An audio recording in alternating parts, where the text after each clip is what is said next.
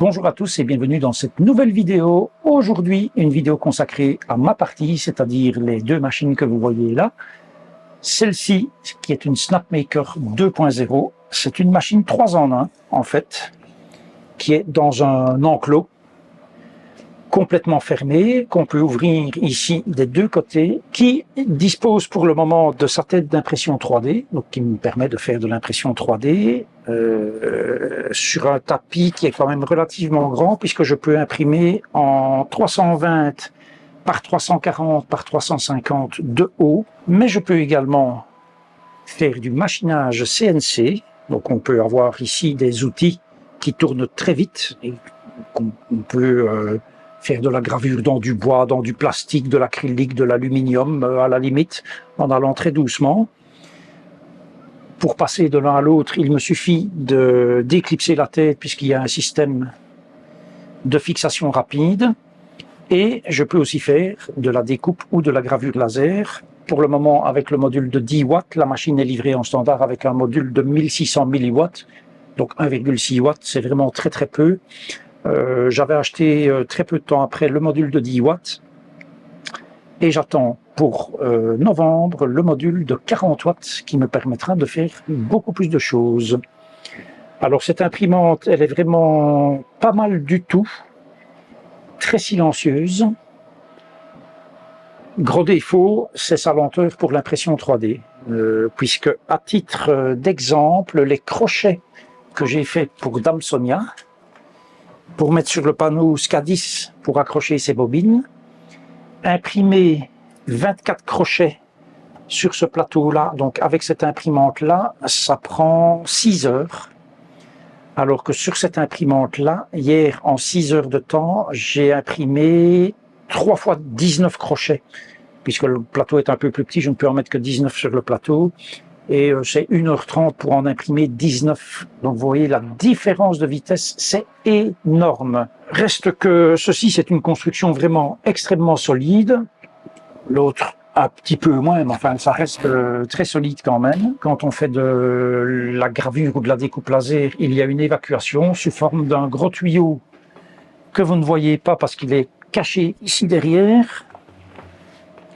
Voilà, ce gros tuyau aussi. Et il me suffit d'ouvrir la fenêtre et de mettre le tuyau à la fenêtre. Et il y a 3 semaines, j'ai reçu cette imprimante-ci qui est une Bamboo Lab P1S. Il y a 4 modèles chez Bamboo Lab.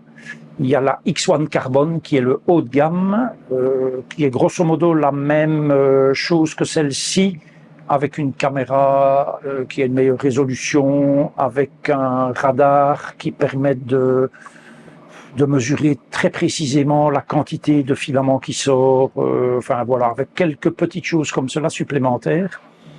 Celle-ci a une caméra qui filme en 1280, donc c'est pas énorme, mais voilà, c'est largement suffisant. Autrement, extérieurement, ce sont exactement les mêmes. Et puis il y a la P1P, donc ceci c'est une P1S, il y a la P1P qui est identiquement la même, sans la caméra, sans les côtés extérieurs, sans la vitre du dessus. Voilà, une machine un peu plus basique. Et puis dernièrement, une petite qui est arrivée, la A1, qui pour le coup est une imprimante sans enclos, qui permet donc d'imprimer moins de choses, puisque certains filaments ont besoin de chaleur. Et donc si on n'a pas d'enclos, toute la chaleur s'envole, donc voilà. Et elle a un plateau de 18 par 18 sur 18 de haut. Celle-ci, c'est un plateau 256 par 256. Et donc, je rappelle, celle-là, c'est 32 par 34 par 35. Donc, c'est quand même... ça, c'est très grand, mais c'est très lent. Je vous avoue que depuis que j'ai celle-ci, je n'ai quasiment plus rien imprimé sur celle-là, juste pour une question de lenteur, parce que, évidemment, 6 heures de courant et 1h30 de courant, c'est pas la même chose du tout. En plus, cette imprimante-ci consomme un petit peu moins en énergie. Je l'ai acheté en version combo avec son distributeur de filaments qui est ici. Donc, on peut mettre 4 bobines. Et je peux mettre 4 distributeurs de filaments. Donc, ça s'appelle l'AMS, Automatic Material System. Je peux en mettre 4 sur la machine, connectés avec ce hub. Voilà, on peut connecter 4 AMS. Et donc, je peux virtuellement imprimé en 16 couleurs. Alors, qu'est-ce que ça donne en 2 couleurs? Voilà, ça permet de faire ce genre de choses. Donc, ceci s'est imprimé avec cette machine en 3D, bien sûr. Je ne sais plus combien de temps il a fallu, mais enfin, c'était pas énorme, hein, parce que c'est assez plat. Et donc, voilà, c'est quand même la porte ouverte à beaucoup plus de possibilités. L'énorme avantage de cette imprimante, c'est que je peux la piloter entièrement à distance. Non seulement quand je suis ici dans le même réseau Wi-Fi que l'imprimante. Donc, je peux vous montrer cela. Il y a une application qui s'appelle Bamboo Handy. Voilà. Donc, il me dit qu'on est à 92% du travail. D'accord, de cette pièce-là. Je vous mets une copie d'écran parce qu'il y a trop de lumière. À mon avis, vous ne verrez rien du tout. Mais vous voyez là au-dessus l'image de la caméra, en fait, avec un peu de retard, hein, bien sûr. Et je sais qu'il reste exactement donc 43 minutes, comme vous le voyez, ce qui correspond tout à fait à ce qui est marqué ici sur l'écran. Voilà. Donc ça, c'est le gros avantage de cette imprimante. Mais non seulement je peux là voir ce qui se passe dessus au moment où je suis dans le réseau, y compris quel filament est en train d'être utilisé. Je vous mets la copie d'écran aussi d'ailleurs. Voilà, vous voyez ici que c'est le slot numéro 3 qui est utilisé, donc le PLA gris. Alors PLA, c'est le type de filament, c'est le filament le plus basique qui existe. C'est polylactique acide, donc de l'acide polylactique. C'est néanmoins très solide, même si c'est du filament assez basique. Mais le gros avantage de cette imprimante, c'est que moi qui suis nomade, je peux aussi la piloter entièrement à distance, pour autant qu'elle soit allumée. Et pour cela, on se retrouve dans mon van. Et pouvoir piloter l'imprimante à distance, c'est par exemple pouvoir, alors que je suis dans mon van, puisque, comme la plupart d'entre vous le savent, je vis ici dans mon fourgon aménagé, de parking en parking ou de spot en spot, comme on dit, et je peux quand même piloter l'imprimante à distance, bien évidemment. Pour ce que je dois imprimer maintenant, j'avais prévu le coup, ce qui veut dire que j'avais déjà mis 2 bobines de filament gris dans les slots 1 et 2 du distributeur de filaments, et j'avais mis du filament de support, j'expliquerai ça éventuellement dans une autre vidéo, dans le slot 3, et le slot 4 pour du filament de support que j'attendais, puisque la bobine que j'avais était quasiment vide, hein, il restait 2 ou 3 mètres dedans, pas plus.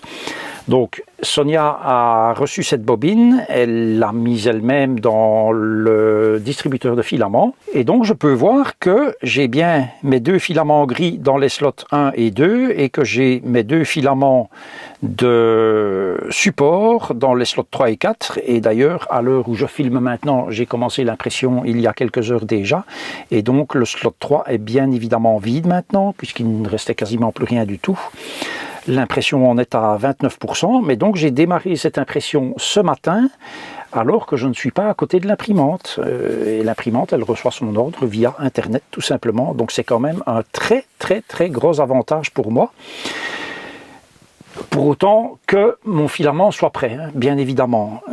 Si le filament n'est pas prêt, il n'y a pas un robot qui va aller mettre le filament, hein, ça bien évidemment. Alors je suis ici à quelques dizaines de kilomètres de l'imprimante, mais je serai de l'autre côté de la planète, que ça serait exactement la même chose, puisque ça transite par Internet, hein, bien sûr. Et je peux même me connecter à la caméra de l'imprimante. Alors ma connexion Internet à cet endroit-ci dans le van n'est pas très bonne.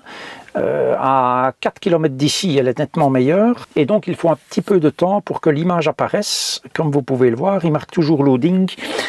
Et voilà, donc elle est là maintenant, l'image. Alors, c'est une image en temps réel, mais dites-vous bien qu'on n'a que à peine 5 images par seconde. Hein. Donc, vous voyez la vitesse à laquelle ça défile. Et je n'ai pas le son, évidemment, non plus. Hein. Voilà, donc c'est quand même très pratique. Je peux surveiller ce qui se passe, je vois le niveau des filaments. L'impression demande 708 grammes de filaments au total, comme vous pouvez le voir ici sur l'écran. Un jour et 4 heures, donc 28 heures, 29 même, hein, 29 heures. Et il reste ici 19 heures, ce qui veut dire que moi je travaille cette nuit. Demain matin, je vais, en fonction de la nuit que j'aurai eue, je vais peut-être dormir 1 heure ou 2. Mais quand je vais arriver chez Sonia, eh bien ma pièce sera terminée. Alors le filament Une fois que la bobine que vous voyez là, dans le slot numéro 1, une fois que cette bobine-là va être vide, normalement, en tout cas c'est comme ça que ça s'est passé la fois passée, il est passé sur la seconde, qui est un filament identique. Comment est-ce que l'imprimante sait cela? Tout simplement parce qu'il y a une puce RFID dans les bobines. Par contre, pour le filament de support, il ne l'a pas fait. Il n'est pas passé automatiquement de la vide à la pleine. Donc, j'enverrai un petit mail au support pour savoir si c'est normal. Mais bref, toujours est-il que Sonia a rectifié le tir, donc elle a mis la pleine à la place de la vide, et donc l'impression est maintenant repartie. Il nous reste 20 heures d'impression, donc demain vers midi c'est terminé. Voilà, c'est quand même facile. Vous voyez que j'ai l'image de la caméra, donc là pour le moment la tête d'impression est garée au fond de l'imprimante, et parce qu'il vient de changer de filament. Et c'est quand même une facilité, je ne suis pas obligé d'être à côté de mon imprimante, quoi, comme c'était le cas avec la Snapmaker. Bon, et il y a bien d'autres avantages à cette imprimante-là, mais on se retrouve tout de suite chez Sonia. Cette pièce qui est en train d'être imprimée, c'est la suivante, celle que vous avez vue qui s'imprimait pendant que j'étais dans mon van. En fait, elle est terminée, c'est celle-ci. Ce que j'ai imprimé ici, c'est un support en 4 morceaux. Vous voyez ici, sur le dessus, qu'il y a bien un assemblage là. De toute façon, l'imprimante ne permet pas d'imprimer des choses plus grandes que ça. Et donc, ce qui est en train de sortir maintenant, c'est le dernier morceau. Celui-ci a pris, comme je l'ai dit précédemment, 1 jour et 4 heures, à presque 5 heures, à imprimer, parce que j'avais fait certains choix au niveau de l'impression, notamment l'utilisation de la bobine de support. J'expliquerai dans une autre vidéo ce que c'est que ces supports. Et pour la dernière pièce, j'ai fait le choix de l'imprimer sans la bobine de support, ce qui veut dire que les supports, les parties qui sont en l'air, sont imprimées avec le même filament, et ça prend 9 heures au lieu d'1 jour et 4 heures. Voilà. Ceci est destiné à aller au-dessus de l'imprimante. L'AMS viendra au-dessus et la vitre viendra ici. Voilà, ça permet de donner un petit peu d'espace et ça permet de ranger des outils, des accessoires. Oui, voilà. Donc ça, ce n'est pas moi qui ai dessiné, hein.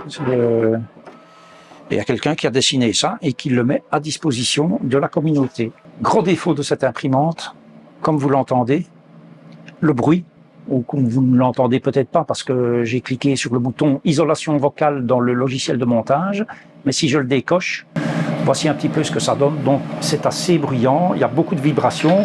Donc il y a en dessous de l'imprimante 4 pieds qui permettent vraiment, des pieds anti-vibration, qui permettent vraiment à l'imprimante de bouger. Et l'imprimante dispose de toute façon d'une technologie qui lui permet de corriger les mouvements de l'imprimante. Il y a des vidéos sur YouTube où quelqu'un, avec le plus petit modèle, mais qui dispose de la même technologie, il suspend l'imprimante carrément et il la secoue et l'imprimante imprime sans aucun problème. Hein. Voilà. Donc, cette imprimante-là, c'est vraiment le top du top. Alors évidemment, ça a un coût, hein, tout ça n'est pas donné. C'est un coût, ma foi, relativement raisonnable quand on voit la qualité d'impression des pièces. J'ai par exemple imprimé ceci qui permet de gérer les filaments à l'arrière de la machine un peu plus facilement. Ben, quand vous voyez la qualité de cette pièce, il faut que je cache mon visage, je me la mets devant, voilà. Quand vous voyez la qualité de ces 2 pièces en fait, hein, voilà. C'est vraiment super propre. J'ai imprimé, hormis les 24 premiers crochets pour le panneau de Sonia que j'avais imprimé avec celle-ci, tous les autres, je les ai imprimés avec cette imprimante-là. Et donc hier, j'en ai imprimé 57 en 4h30 à peu près, ce qui permet à Sonia d'avoir toutes ces bobines présentées sur son mur. L'impression 3D, ça permet de faire vraiment tout ce qu'on veut, du décoratif. Exemple, ces citrouilles pour Halloween hein, qui arrive, voilà, des citrouilles avec une petite bougie dedans, je ne sais pas si on va voir, enfin une bougie LED. Hein. Voilà, ici en dessous, imprimé avec du filament orange de chez Bamboo Lab. Alors, j'ai plongé la pièce dans le noir pour vous montrer un autre exemple. Donc, c'est toujours une citrouille. Il y avait 3 modèles, hein, en fait. Donc, je n'ai pas dessiné ça moi-même, hein. Ce sont des modèles que j'ai récupérés. Celle-ci est faite avec du filament phosphorescent. Voilà, une petite lampe intégrée en dessous également. L'éclairage de l'espèce de petite lampe LED en forme de flamme, c'est tout simplement acheté sur Amazon, hein. C'était 9 € pour 24. Donc c'est pas hors de prix. Autre exemple, avec du filament Bamboo Lab métal, finition métal, voilà, un petit vase. Alors j'ai essayé de voir si c'était solide, c'est extrêmement fin, donc ça c'est imprimé en 3 heures de temps, donc sur la Bamboo Lab. C'est extrêmement fin et j'ai quand même fait tomber 4-5 fois avant que le fond ne commence à se séparer tout doucement. Donc maintenant, si on met de l'eau dedans, ça va fuir. Mais dans l'absolu, voilà, vous voyez ici.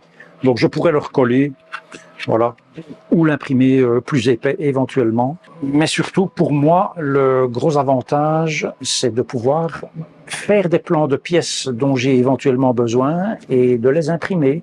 Voilà, comme les supports de bobines, comme les supports pour les outils de la Snapmaker. Donc la tête d'impression 3D est là, mais j'ai la tête CNC et la tête laser. Eh bien, j'ai dessiné moi-même pour mettre ça ici, rangé convenablement, plutôt que de toujours être dans le carton et de devoir se pencher, etc. Donc là, c'est bien plus pratique. Et je vais par exemple dessiner une pièce pour réparer le porte cache-bagages dans la Peugeot 208 de Sonia.